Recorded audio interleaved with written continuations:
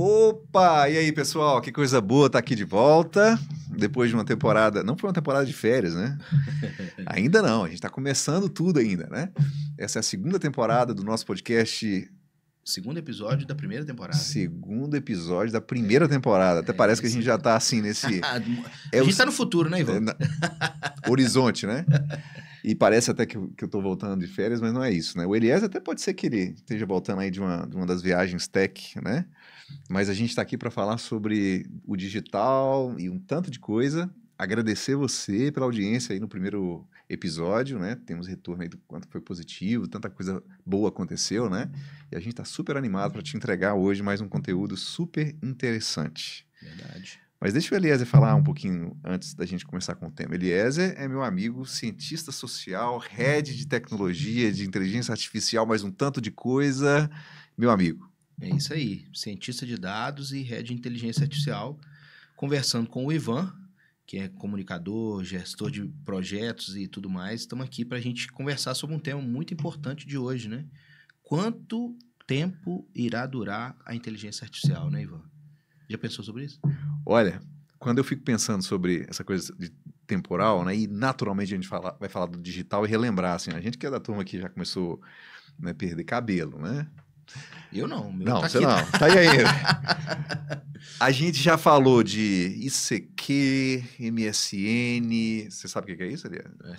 Acho que a turma mais nova aí não sabe, não. Não sabe o que é isso, não. Orkut. Será se daqui a um tempo a gente vai falar de inteligência artificial como uma coisa que passou e que ninguém da geração daquele tempo vai saber, ou é uma coisa que vai durar um pouco mais? Esse é o nosso tema de hoje. Se você quiser já compartilhar isso com alguém, chamar alguém para vir participar com a gente, ótimo. Mas deixa eu já começar passando essa bola aqui para o Eliezer. E aí, Eliezer? Isso tem um tempo? Isso dura para sempre? É uma coisa que nos amedronta? Como é que é isso? Nós vamos desenvolver esse tema aqui. Primeiro, a gente não precisa ter medo, né? A gente tem que encarar isso de frente. É uma demanda que a gente precisa encarar, ela mesmo tá no nosso dia de hoje. E no Horizonte Digital, que é o nosso podcast, nós vamos falar sobre inteligência artificial, tecnologia, inovação e projetos inovadores de uma maneira geral, né? Eu acho que a gente está nesse caminho e eu não quero entregar a resposta toda pronta ainda não, mas a gente vai conversar sobre isso aqui ao longo do tempo e o convite fique com a gente para que você tenha essa resposta, né? Se a gente vai durar ou não. Aliás, essa pode até ser uma pergunta para você que está aí. Inteligência artificial, na sua percepção, é uma coisa para esse tempo, para essa geração que dura aí 7 anos, 10 anos, é alguma coisa que virou parte da nossa realidade. E aí, como todo mundo cria essa imagem, né? Se daqui a algum tempo a gente vai estar conversando como a gente conversa com o humano hoje, né? A gente vai estar conversando com o robô, a gente vai se alimentar disso o tempo todo. Como é que isso se dá? Qual que é a sua observação sobre isso? Então, segura isso aí e a gente vai desenvolver esse tema aqui juntos, ok? A propósito, Eliezer, quando a gente fala de inteligência artificial, nessa mesma discussão a gente tem outros temas digitais que foram realidades importantes durante um tempo, fruto de muito investimento em outro tempo, dedicação, e que nem existe mais, né? É interessante a gente falar sobre isso, né, Ivan? Porque, assim, os hypes, eles vão surgindo e eles não vão sendo substituídos, eles vão sendo agregados. Uhum. Então, se a gente for pegar aí o NFT, que todo mundo falou que né, aquelas imagens, aqueles dados não fungíveis, né? Uhum. Então, a possibilidade de você pegar uma imagem e transformar ela em única e só uma pessoa ter... lembra daquele macaquinho que o Neymar comprou por 6 milhões e tal? Hoje ele vale, eu acho que $400 mil, né? Caiu, assim, assustadoramente. Ô Felipe, coloca depois essa imagem aí. Você acha aí o macaquinho que o Neymar comprou, né? Do Neymar. Que é a possibilidade de você pegar uma obra e você criar uma codificação para ela e tornar ela única. Isso teve um hype muito grande, investimento, estratégia e tal. A gente teve a questão do blockchain, né? E você vai lembrar bem, assim, as criptomoedas, elas surgem como um investimento também grande, na tela lá. O macaquinho tá aí, né? Valeu, Felipe. E, na verdade, é uma sequência de esse macaquinho tem uma sequência deles, eles quiseram, assim, ganhar muita grana com isso aí.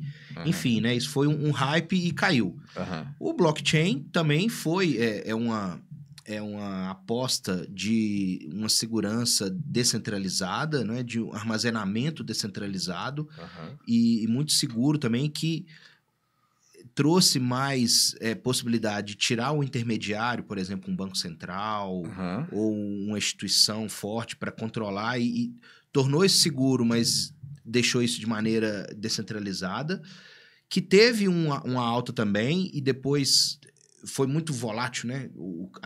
Se você for pegar as criptomoedas hoje, sobem e descem aí de maneira muito intensa. Mas a gente percebe que a tecnologia do blockchain ela ainda continua válida. A tecnologia do NFT continua ainda válida. Então, assim, ela vai sendo agregada para outras coisas. E eu acho que assim, a grande tecnologia que chamou muita atenção e que caiu assim, de uma maneira absurda foi o metaverso.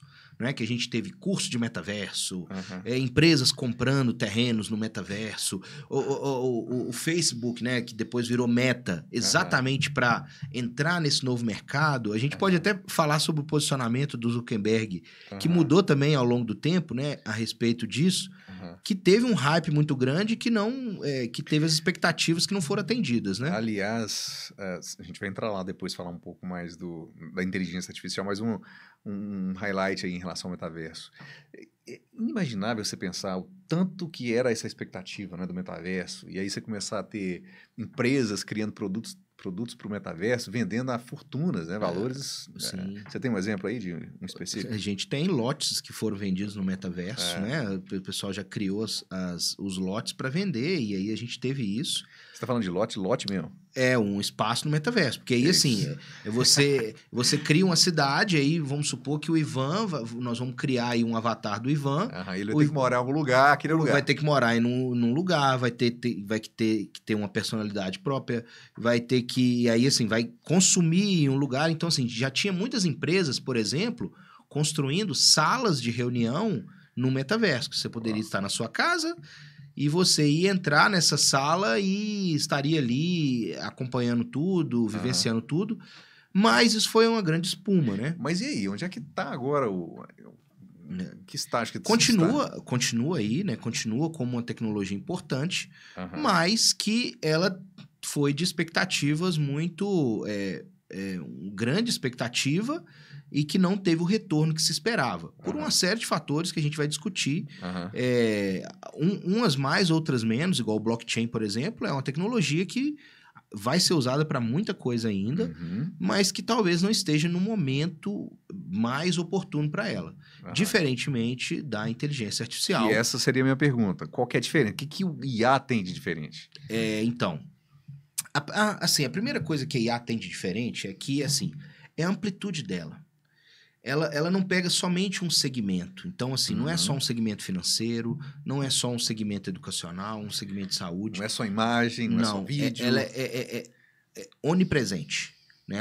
Ela pega vários segmentos. Aliás, qual que é o lugar mais curioso que a inteligência artificial está na sua percepção? Qual que é o mais específico, assim? O que você pensaria? Porque é inevitável falar que tipo, a mídia social... Nada disso, né? Para produzir imagem, para produzir texto, blá, blá, blá. Mas onde é que é um lado curioso? Deixa eu entender a percepção sua. Cara, tem muita coisa curiosa que eu fico espantado, que é essa possibilidade de você ressuscitar alguém. A gente viu, por exemplo, o vídeo da Elis Regina. Se o Felipe quiser buscar aí pra gente, foi uma propaganda da Volkswagen, que estava querendo ressuscitar a Kombi, aí colocaram a Elis Regina com a filha dela. E, assim, isso foi, assim... trouxe um debate muito grande e tal, e quando você vê o vídeo, parece a Elis Regina, inclusive com lip sync, né, com o movimento dos lábios muito parecido. Aí, ó, cadê? Vai ter alguma coisa aí. Tá. E isso é um ponto. Assim, agora, outra é a possibilidade de você... a hora que estiver pronto, você me fala, viu, Felipe? Olha lá. Adianta aí pra nós, pra pegar mais já ela. Cara, isso é a Maria Rita cantando, né? Ai. Olha lá, ó.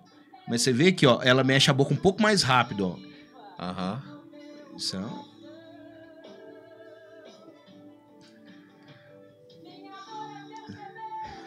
sensacional, né? Beleza.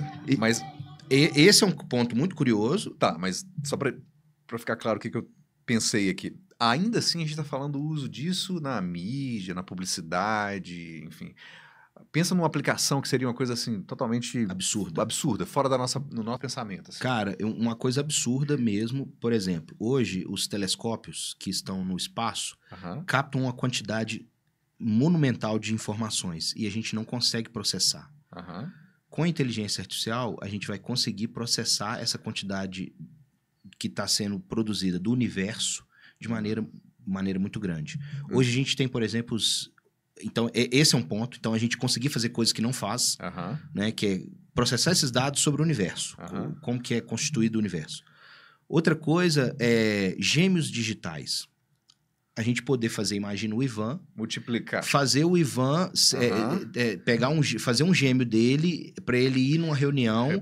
Para representar o Ivan. Tem filme assim, né? Tem filme assim. Tem um filme que chama AI, do Steven Spielberg, que é um filme maravilhoso, vale a pena. O filme, acho que 2001, 2002. Eu já chorei vendo esse filme, que é um filme do David, né?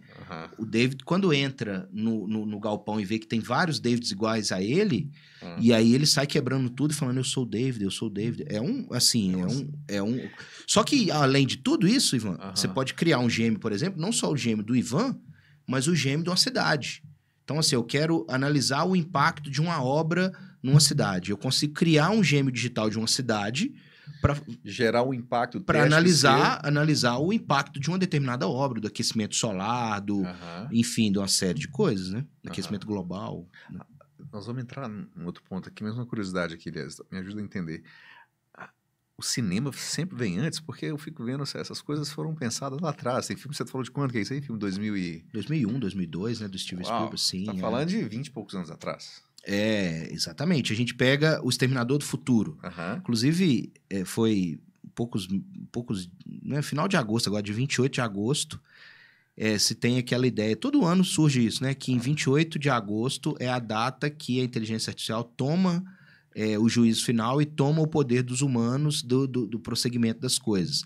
E essa data foi, se não me engano, em 97. Todo ano vai surgir isso no dia 28 de agosto, viu, gente? Estejam preparados para isso, né? O Exterminador do Futuro, a Skynet toma o poder. Então, assim, isso falando de filme, gente, ok? Cinema, beleza? Então, assim, isso está muito nas obras literárias, eu acredito, principalmente por conta da imaginação. Que você pode imaginar e criar cenários. Então, isso está muito lá. Mas a gente está respondendo a pergunta de que, assim, por que a inteligência artificial é diferente dessas outras que a gente viu, né? Então, a primeira coisa é essa amplitude, vai pegar várias coisas. Outra é que a inteligência artificial ela está intimamente conectada com a cultura de dados que está sendo construída ao longo do tempo e que nós estamos no meio dela. Então, assim, muitas empresas têm trabalhado para serem empresas data-driven, né? Que empresas orientadas a dados.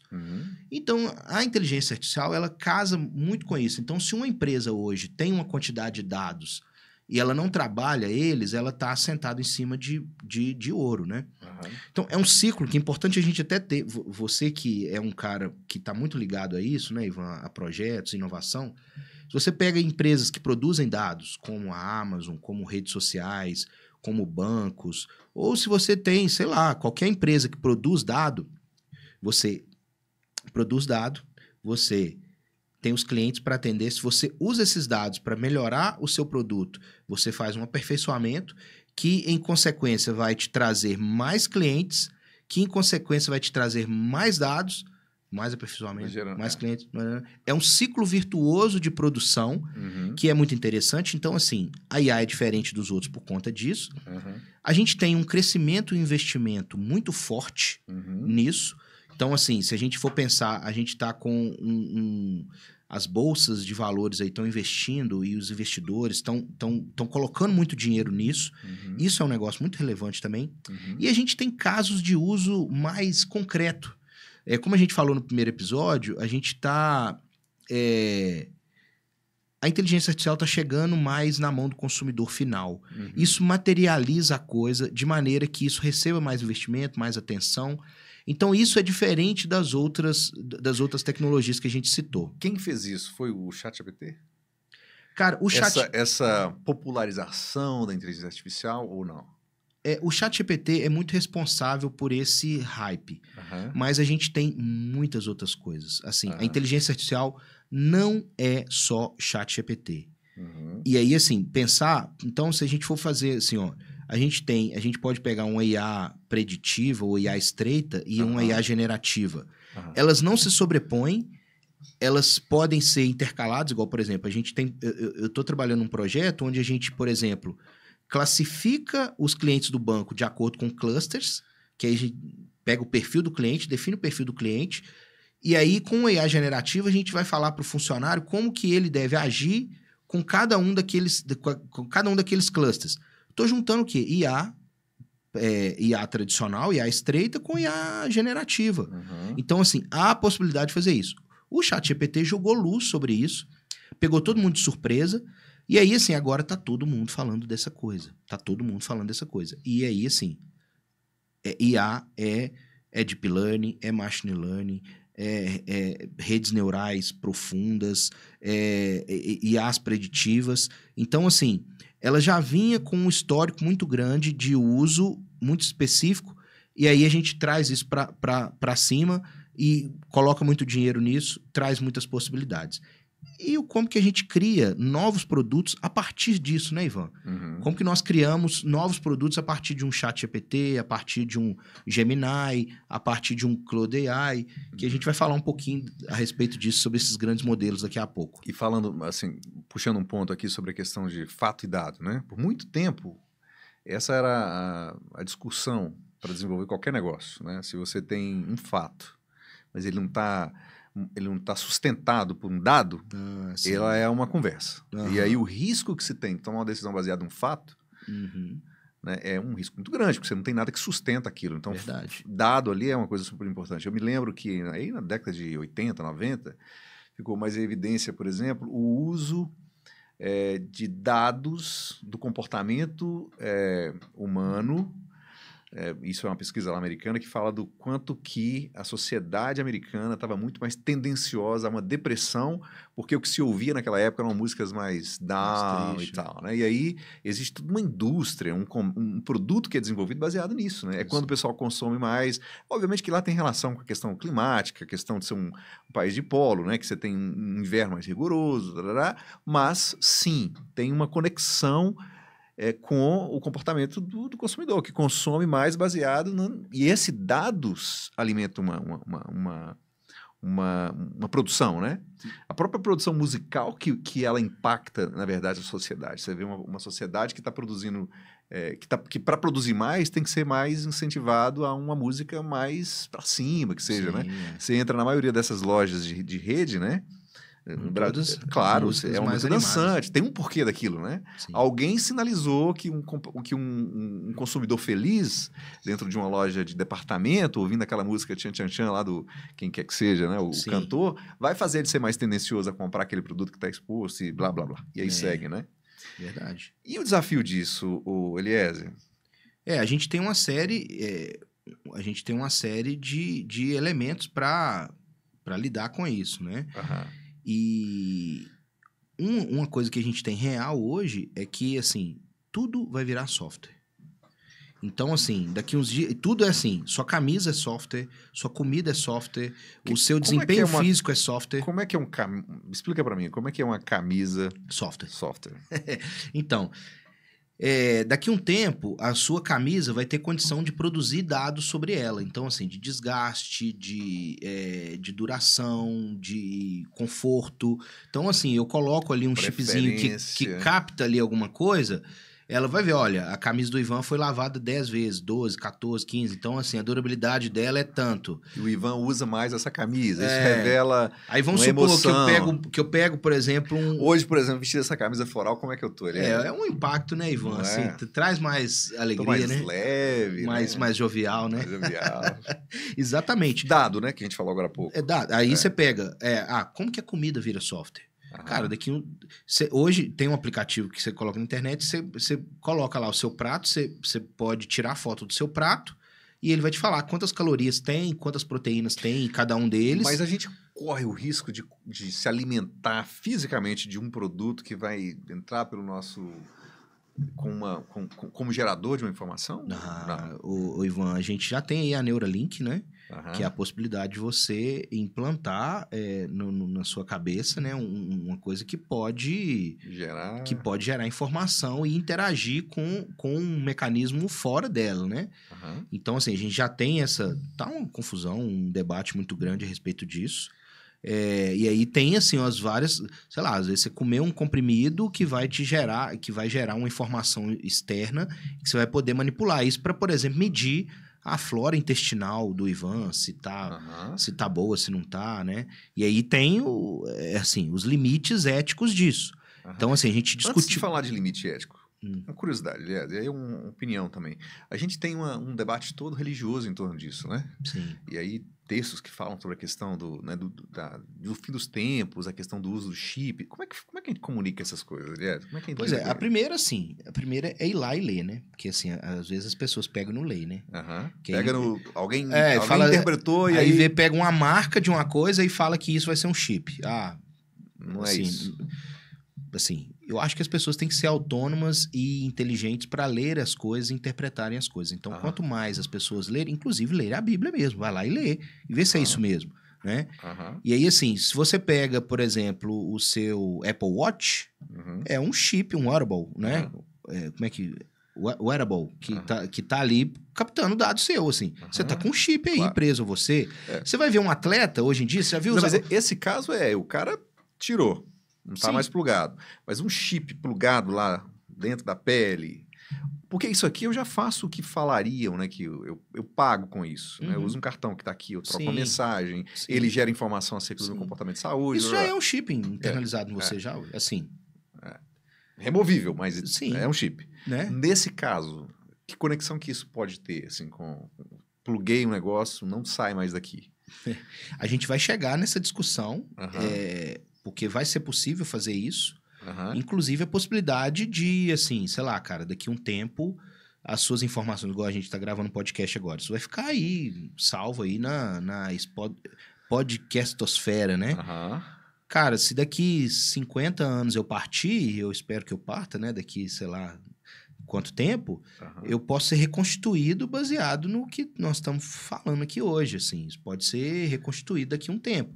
Nós vamos ter, assim, inclusive a possibilidade falando de memórias. Ou então, cara, assim, até a possibilidade de viver fora do que, assim... Aí nós vamos ter que discutir, assim, o que é o corpo, o que é a mente, assim, o que é a minha personalidade... As duas coisas vão ter que estar juntas. Assim, é uma discussão que, inclusive, é existencial, epistemológica aí do que nós somos enquanto humanos. Eu acho que a inteligência artificial vai nos permitir discutir, inclusive, assim, o que é humano e quais são os limites do humano. Sabe, assim, até pra gente não falar assim... Hoje em dia tem artistas falando assim, ó, eu não quero que depois que eu morrer... use a minha imagem. Cara, mês passado foi produzido em Londres gastaram dinheiro pra caramba com isso, pra pegar o ABBA, que é um grupo que não toca mais, né? Assim, mas pra reproduzir um show do ABBA como se ele estivesse lá dentro. Você paga caro, né? Acho que é $500 o show, é bastante grana, pra você ir no show... E você tem uma experiência como se você estivesse assistindo um show. Provavelmente tem um holograma lá mostrando a pessoa. Exatamente. E o holograma é tão real que você consegue ver o cantor, ver o instrumentista em tridimensão para que você tenha a percepção de que você está com ele. Deixa eu te fazer uma pergunta, você que está aí, meu amigo. Como é que você vê isso? Isso é uma coisa que te assusta? Toda essa conversa nossa aqui. Isso é uma coisa que te assusta, que te anima, que te preocupa? Qual que é a emoção com isso? Comenta aqui, manda uma observação para a gente. Eu acho que a gente quer criar essa conexão, essa rede, para entender também como é que você está percebendo isso, os valores que isso tem, a oportunidade que se dá, né? Como é que se desenvolve isso de forma que isso seja confortável. Né? A gente tem na mesa um tema que é real, né? A gente sai daqui e interage tá na com ordem isso. Do dia. Né? Tá na ordem do dia. Não tem como já não pensar sobre isso. Né? Como é que você lida com isso? Estou doido para saber sua opinião sobre isso também. O Ivan e eu, viu? Eu também quero saber. Limite é isso, né? Tipo... Pra que a gente quer? Então, assim, a resposta é... IA pra quê? né? Assim, responder claramente IA para quê é algo que a gente, enquanto humanidade, vai ter que fazer. Aham. Eu acredito que no futuro a gente vai, hoje, por exemplo, assim, a rosquinha de nata, né, que a sua mãe faz, o bolo que a sua mãe faz é melhor do que o bolo Puma artificial. Aham. E aí, assim, o artesanal tem um valor maior em relação ao artificial. Uhum. Eu acredito Isso que é no um futuro... caso hipotético, gente. Não há afirmação técnica de que o Puma que tá nada produzindo, disso, não. né? É só uma... É uma hipótese, né? É. Então, se a gente for pensar, assim, no futuro, as pessoas vão querer, às vezes, assim... Cara, eu quero consumir esse filme que não utilizou inteligência artificial. Aham. Então, assim, olha, cara, eu quero assistir Aliás... o filme... Assim como hoje a gente consome biscoito Aham. artesanal e isso ganha um valor, daqui uns dias nós vamos consumir filme Uhum. porque vai ser... Não vai ter isso, né? Eu vi, inclusive, você pode até falar disso também, de um comportamento que é uma comunidade, uma sociedade tendenciosa a buscar o orgânico, o natural e tal, Sim. coisa que não aconteceu na década de 90, né? Que era um movimento talvez inverso, Tava né? todo mundo querendo experimentar o que era a novidade, né? A novidade, experimentar e até chegar a um cenário que, tipo, isso não é... né? E voltando para até motivo da nossa conversa no último encontro nosso, sobre o tanto que a gente é simpático, interessado no que é artificial, né? Uhum. Volta lá, dá uma olhadinha no outro vídeo que a gente conversa sobre isso, ouça o nosso podcast sobre o quanto que a gente é atraído por isso, né? Chega uma hora que a gente não quer isso, que a gente quer, né, cuidar da própria galinha, gerar o próprio ovo no fundo da casa. Claro que existe todo um apelo emocional, uma sensação que está ali. A inteligência artificial também pode responder a esse desejo? Desse artificial, natural, emocional. Tá envolvido, porque assim, ele traz na gente uma espécie, né? Ele traz na gente uma sensação, né? Quando você vê uma imagem sua, você reage àquilo. Quando você vê um trabalho de um texto, você fala, poxa vida, eu reajo àquilo. Eu falo assim, cara, que texto massa. Só que assim, ao longo do tempo também, assim, esse texto é sintético, essa imagem é sintética. Eu quero isso. Nós vamos ter que trabalhar com isso. Né? Quando a gente fala de uma coisa temporal, meu irmão me mandou agora, abraço aí para a família, um vídeo que a minha avó, que já morreu, que foi maravilhosa a história dela, ela conversa, ela movimenta e tudo mais, foi uma emoção. Eu não vivi isso. Uhum. Ela já tinha partido quando eu cheguei. Então foi uma emoção interessante. A minha mãe viveu ela um pouco mais, viu aquilo, né? Uhum. Talvez ela tivesse tido um outro impacto, enfim. Então tem um valor... Eu acho que tem um valor ali que é interessante, sabe? Quando eu uso nessa perspectiva. Eu não sei o quanto que isso, olhando para frente, substituindo a emoção, sabe? Ao invés de eu buscar pela emoção que eu posso ter natural, eu tomar preferência pelo que é o artificial, entende? Sim, sim. Ivan, eu acho que essa questão, assim, nós vamos ter que lidar com ela é nova pra gente. Não vai ter jeito da gente fugir dessa discussão, porque ela é a discussão da nossa geração. Nós nascemos num mundo analógico. Nós fomos a última geração que a gente viveu a transição. Inclusive, a nossa geração T, né? Vamos dizer assim, a geração da transição. Porque, assim, ao mesmo tempo que você pegou o mimeógrafo, o retroprojetor... Você sabe o que é um mimeógrafo? Você que tá aí. Felipe sabe. Que é põe uma fotinha aí do mimeógrafo, porque a gente tem uma geração inteira que não sabe o que é mimeógrafo. O cheiro daquilo, não é todo mundo que tem. Imagina o cheiro de álcool dentro da sala de aula, chegando com as provas lá. Não, e o dedo todo cheio de coloração. Marcado, né? E tal. O Felipe vai colocar aí o mimeógrafo, né? Então, a gente pegou essa coisa do analógico pro digital. A nossa geração viveu esse monte de transição ao longo de muito tempo. Isso foi um desafio. Isso é um desafio para nós muito grande, porque, cara, eu estava me adaptando há pouco tempo atrás a uma determinada tecnologia, agora tu tem que adaptar a outra e depois a outra e assim, qual que vai ser a próxima? Sabe, assim... E aí, a resposta nossa aqui pro nosso episódio é pra gente manter o mimeógrafo. Olha lá. Nossa, Deus, o que é isso? E aí, os professores faziam um carbono, né? E rodavam a prova ali e aquilo gerava uma prova, né? E aí, a prova vinha mimeografada. legal demais. Mas você, como professor, já não usou mais isso, né? Não usei. Provavelmente não usei. Mas eu usei... E o Pedro não faz ideia do que não máquina faz. é essa. Ele pensa até que é uma máquina do tempo, né? Eu usei slide transparente, que você coloca o retroprojetor. Que é outra coisa. Que é outra coisa. Que já é um avanço que maravilhoso. Já acabou também.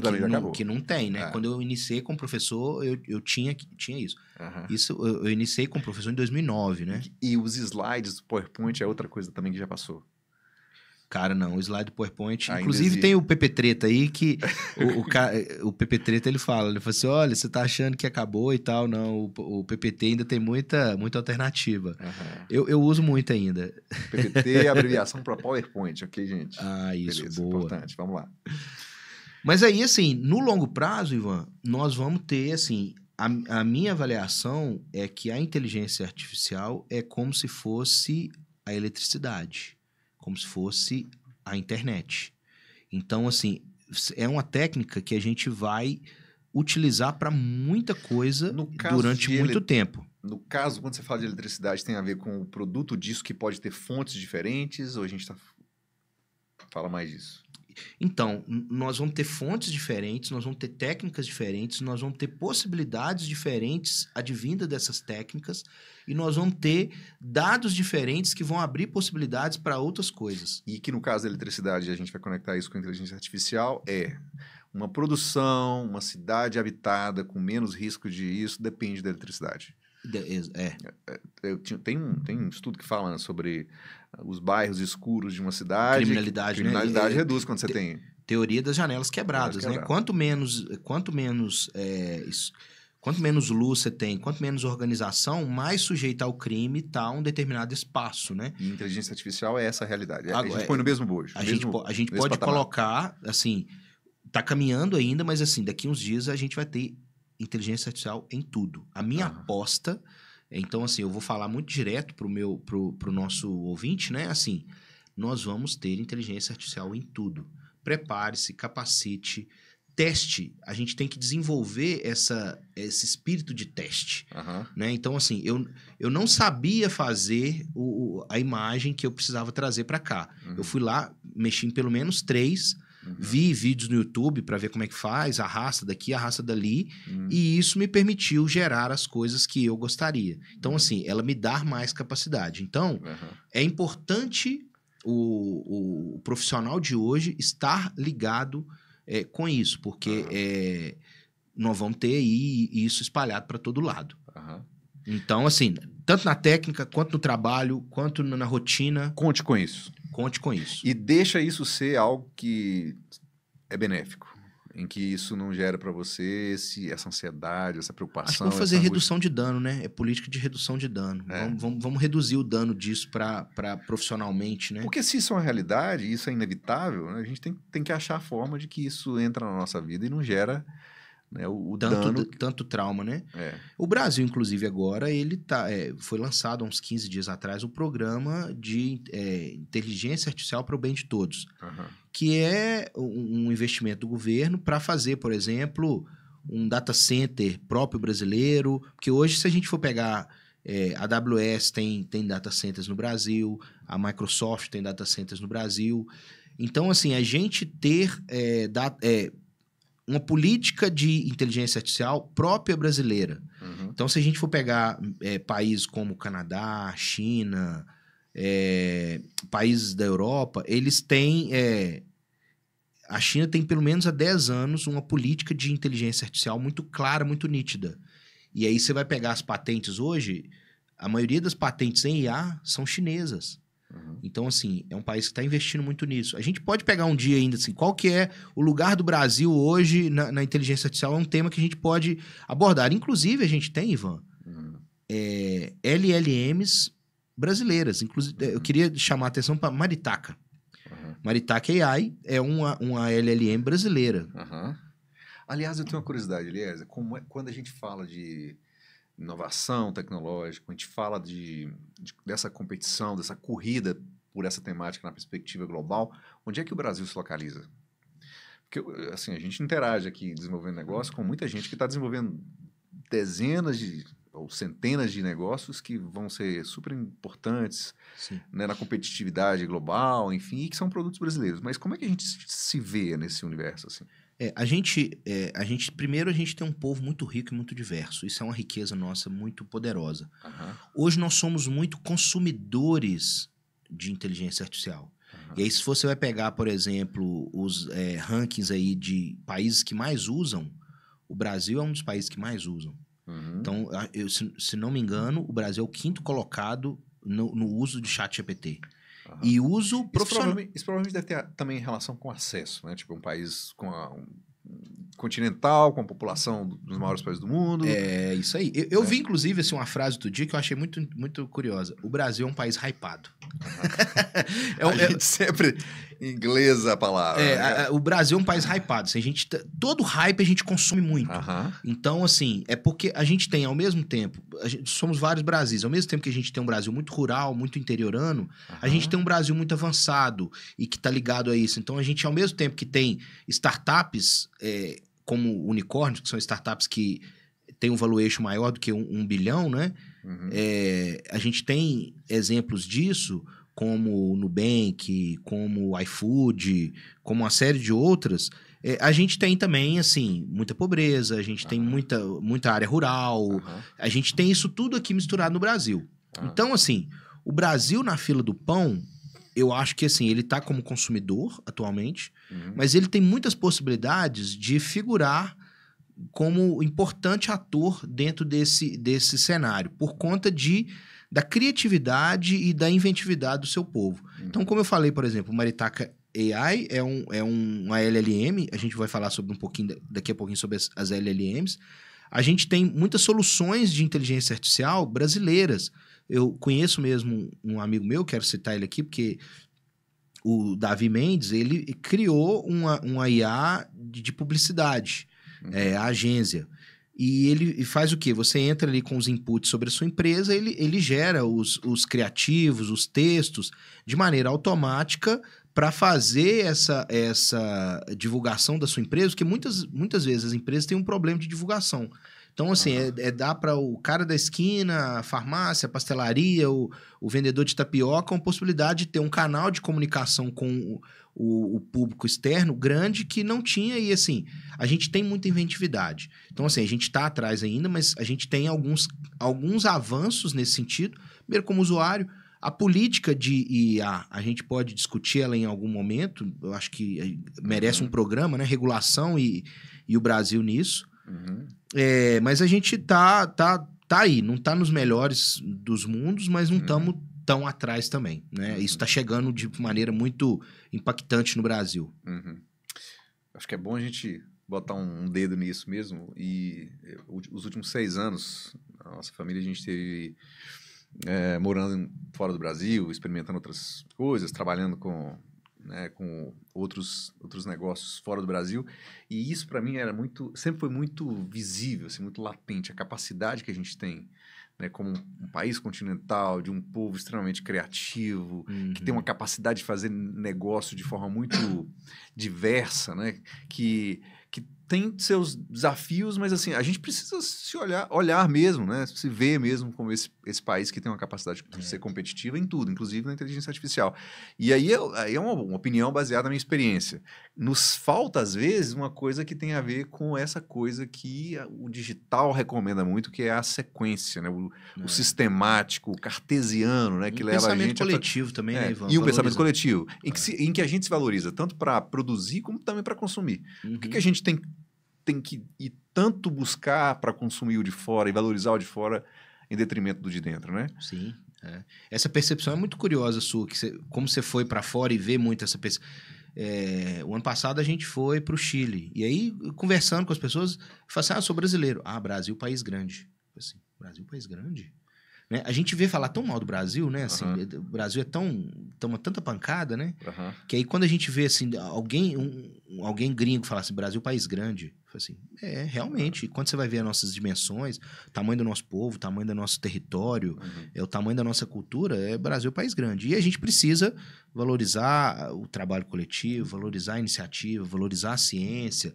Eu acho que o caminho é esse. Não é retroceder, falar assim, menos ciência, menos inovação. Não é esse. Eu acho que, para mim, na minha opinião, o caminho é a gente tem que ir avançar, assim, vamos criar um LLM brasileiro? Vamos criar um data center brasileiro? Vamos. Igual assim, a gente pega, por exemplo, o Claude AI, é uma LLM que foi lançada, demora a chegar no Brasil porque o português precisa ser uma IA treinada para português.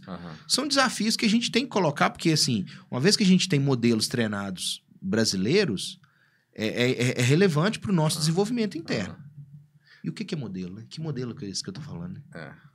Que modelo é esse, né? Não, você sabe que eu tava pensando aqui sobre isso que pode ser uma fronteira, inclusive, que é a comunicação com o mundo, né? Não adianta a gente saber que a gente tem essa capacidade toda se a gente não comunica isso. Né? Sim, a gente precisa mostrar isso. O fato da gente fazer um podcast desse, por exemplo, né, é legal porque, assim, a gente tem que falar das coisas que estão acontecendo no nosso dia a dia, né, Ivan? O que você tá vivendo, o que eu tô vivendo, né? E aí, assim, a gente tem que ser mais... a gente precisa ser mais galinha e menos pato, né? O pato esconde o ovo, a galinha bota o ovo e sai né, cacarejando para todo lado que botou o ovo. A gente tem que fazer as coisas e mostrar aquilo que a gente está fazendo, né? E eu acho que é um... E porque também, Elias, a percepção que eu tenho é que nesse movimento, obviamente você vai ter sempre a figura do exibicionista que quer se mostrar, apresentar aquilo outro, mas também existe o caminho daquele que vai gerar oportunidade. Sim. Né? Aliás, o meu negócio é isso, é gerar valor para os negócios de outras pessoas. A gente desenvolve negócios. Na medida que a gente expõe isso aqui, que a gente conversa sobre isso, a gente cria um campo de possibilidades, né, que essas conexões podem ser importantes. Porque eu sei que lá do outro lado, você aí que está vendo nosso vídeo, você que está ouvindo esse áudio, você deve estar com uma ideia sensacional. Né? Eu acredito nessa criatividade maravilhosa, né, multifacetada que a gente tem e que às vezes cabe o plug de alguém. Né? É o uso de uma inteligência artificial, de uma inteligência... qual outra palavra que eu posso usar para isso? Uma inteligência humana para lidar com isso, para desenvolver uma coisa junto, enfim. Inteligência original, né? Original, vamos ao termo original. Você pega um robozinho, pode olhar para o cérebro e falar assim, olha, isso aqui é a máquina-mãe, né? Aliás, eu tendo a pensar que parte do sucesso, não, uma afirmação é minha, não pode ser que isso nem realmente enquadre. O que faz, às vezes, a gente ficar muito suscetível e muito mais aberto a essas tecnologias como a inteligência artificial é que eu vou lá no chat GPT, em qualquer outro lugar, faço um comando, a pessoa me responde, eu fico feliz com aquilo e tá jóia. Em oposição, às vezes, quando você provoca uma inteligência humana que carrega tanta expectativa e tanta frustração que a resposta ela é ruim. Aí, ao invés de você buscar por essa resposta, que talvez seja a resposta até melhor, você prefere ir por aquela que Quer ver um exemplo disso aí que você está falando? Fizeram uma pesquisa de atendentes médicos humanos e atendentes médicos com um chatbot. E aí a pessoa sentiu mais acolhimento com um atendimento do chatbot do que com um médico, por conta de uma série de características, porque assim, a pessoa se sentiu mais ouvida, mais, né, ligada e tal. Eu queria, assim, para a gente ir fechar essa conversa, falar sobre os LLMs, que é um tema que está em voga e que a gente precisa pensar nele como resposta... Traduz esse LLM para alguém que não sabe o que é isso. Vamos lá. LLM são Large Language Models, né? Grandes modelos de linguagem. Gostei desse sotaque, Elias. Esses grandes modelos de linguagem é que possibilitam a gente fazer a conexão de várias soluções de IA, porque ele traduz a linguagem humana para a máquina.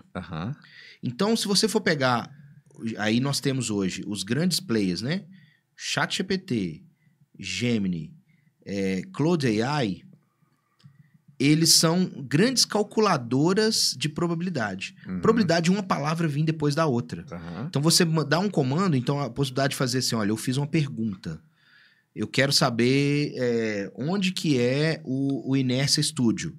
ele vai lá e responde o que é o Inessa Studio sem te dar aquele monte de firula que a gente tem, por exemplo, no Google. O Google organizou toda a informação do mundo, né? Agora, a LLM possibilita a gente fazer o quê? Organizar tudo isso de maneira como um chat, como uma conversa. Então, assim, nós temos hoje o que eu chamo de, eu brinco como a grande corrida espacial da tecnologia. Tá aí todas as grandes big techs investindo muito dinheiro nesses grandes modelos de linguagem para que eles respondam cada vez mais, de maneira mais eficiente, mais rápida, com menor latência, para o usuário final o que ele está querendo. Então, por que a inteligência artificial vai durar muito tempo, diferente das outras, que é a nossa pergunta inicial? Nós temos hoje um grande investimento nisso, de todas as big techs. Então, assim, Google está colocando muito dinheiro nisso, Microsoft está colocando muito dinheiro nisso, Apple está colocando dinheiro nisso, Meta. Inclusive, assim, a gente tem, por exemplo, a Meta lançou o Llama 3, que é uma LLM de base aberta, né, open source. Então, você pode usar o ícone de maneira... Você pode usar a tecnologia de maneira gratuita e pode fazer inferência nela, pode modificar ela, né, e fazer o uso disso de maneira gratuita sem cobrar. Não existe almoço grátis. Uma hora essa conta vai chegar. Mas, por enquanto, tá grátis, você pode usar.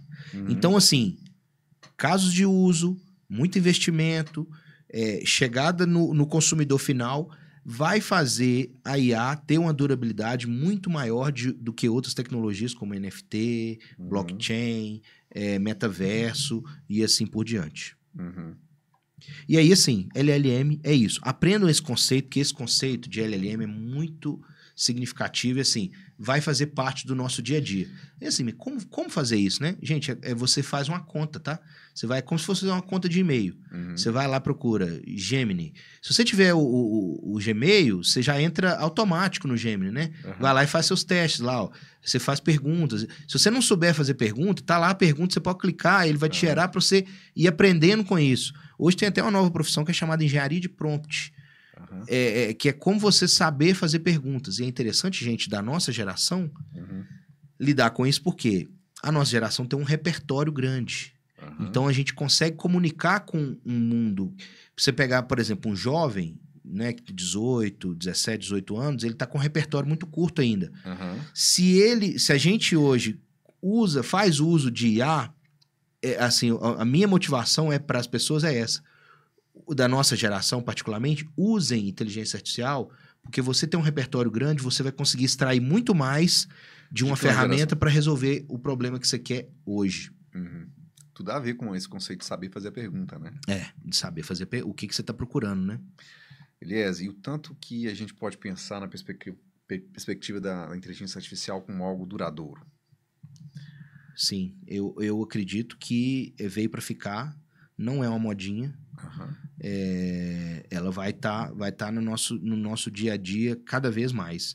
Começando por essas coisas, ferramentas, e a gente não percebe, né? Assim, Alexa, Netflix, Amazon, tudo isso usa inteligência artificial para manipular o nosso comportamento e o nosso consumo.